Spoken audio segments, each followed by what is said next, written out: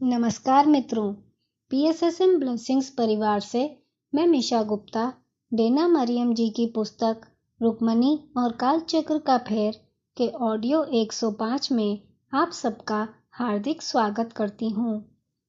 पिछली कड़ी में हमने सुना कि अपने भाई और पुत्र ईशान को ढूंढते हुए सुजाता वन में भटक जाती है और उस निराशा में किसी सहायता की आस कर रही होती है। वह आगे बताती है, अचानक मेरे मन में माता की छवि उभरी और मैंने वे शब्द सुने जो मेनका ने मुझसे तब कहे थे जब माता ने मुझे रेवती को खोजने के लिए कहा था। माता से मदद मांगो, उसने कहा था। यह ऐसा था जैसे मेरी प्रिय स्वर्गवासी बहन ने आवश्यकता के इस क्षण में मेरे मस्तिष्क में प्रवेश किया हो और उन शब्दों को फिर से फुसफुसाया हो, और मैंने वही किया जो मैंने पहले कभी नहीं किया था। मैंने माता को पुकारा अपनी अस्तित्व की गहराई से, वास्तव में किसी भी प्रतिक्रिया की आशा नहीं करते हुए।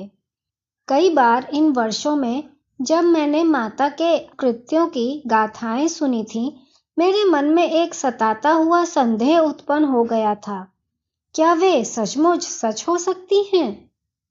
मुझे लगा कि उन शंकाओं पर विराम लग गया है, किंतु अब मुझे उनके साथ फिर से संघर्ष करना था।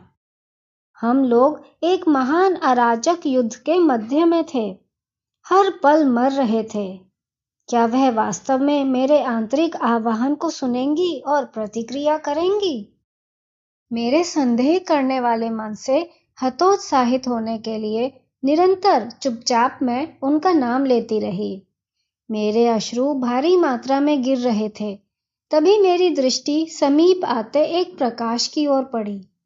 आशा से अपना मुख उठाते हुए मैं एक व्यक्ति की आकृति पहचानने में सक्षम थी, जो एक अग्निशलाका लिए हुए था। जैसे ही वह निकट आया, मैं देख सकती थी कि उसने साधारण नारंगी वस्त्र पहने हुए थे और एक दूसरा वस्त्र उसके कंधे पर लटका हुआ था। उसकी दिखावट और चाल ढाल ब्राह्मण जैसी थी। जब वह मेरे समक्ष खड़ा था, मैं अपने पैरों पर लड़खड़ा के खड़ी हुई और अपने हाथों को प्रणाम में जोड़कर अपनी सिसकियों को कम करने का संघर्ष कर रही थी। मुस्कान देते हुए उसने एक शांत स्वर में कहा, मुझे दिख रहा है कि आप उसी समस्या में हैं जिसमें मैं हूं। मैं भटक गई हूं, मैंने उत्तर दिया, अपने हाथों से अपने अश्रु पोंछते और दूसरे व्यक्ति के आगमन के लिए बहुत आभारी अनुभव करते हुए। तो चलिए हम रात भर साथ में भटकते हैं। हम अंधकार में यहां से बाहर का मार्ग नहीं ढूंढ सकते। मैंने उन शब्दों को सुनकर शांति की श्वास ली।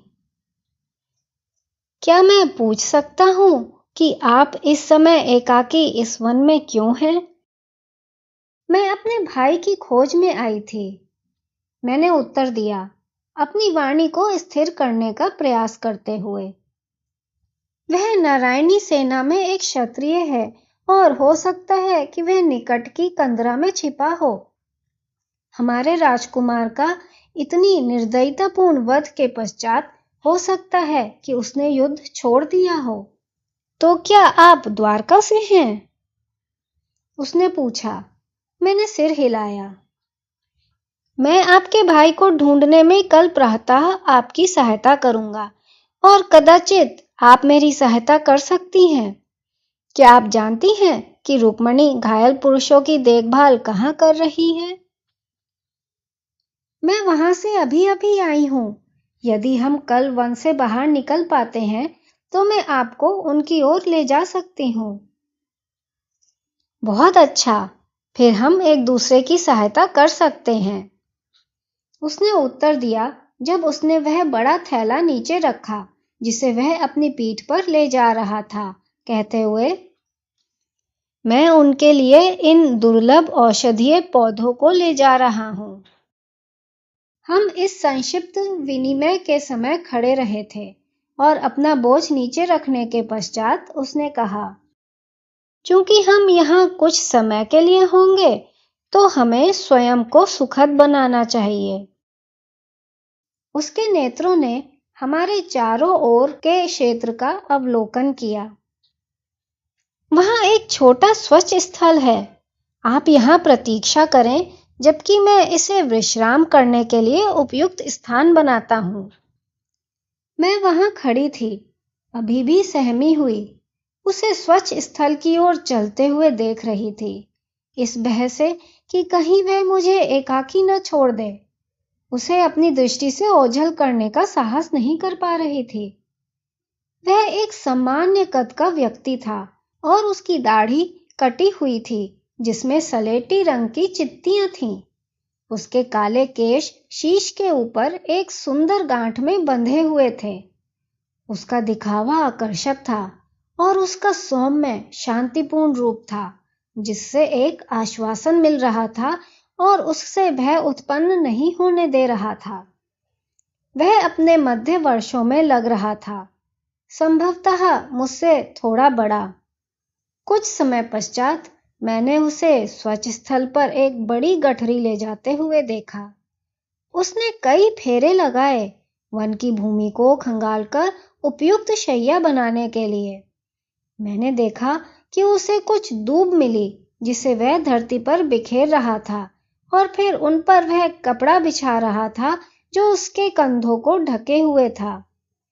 जब उसने समाप्त किया तो उसने मुझे उसके पास आने के लिए बुलाया। आओ मित्र, मैंने आपके रात्रि के लिए विश्राम करने का स्थान प्रसादित कर दिया है।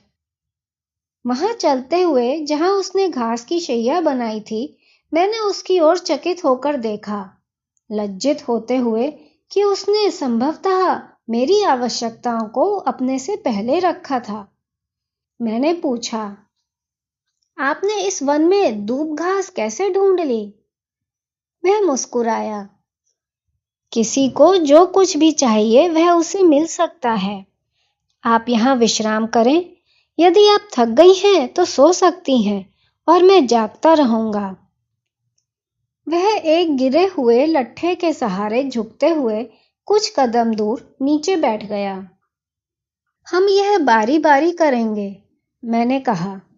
उसने अपना सिर हिलाया। मित्र, मैं देख सकता हूं कि आप कितनी थकी हुई हैं। यह अधिक महत्वपूर्ण है कि आज रात्रि आप विश्राम करें।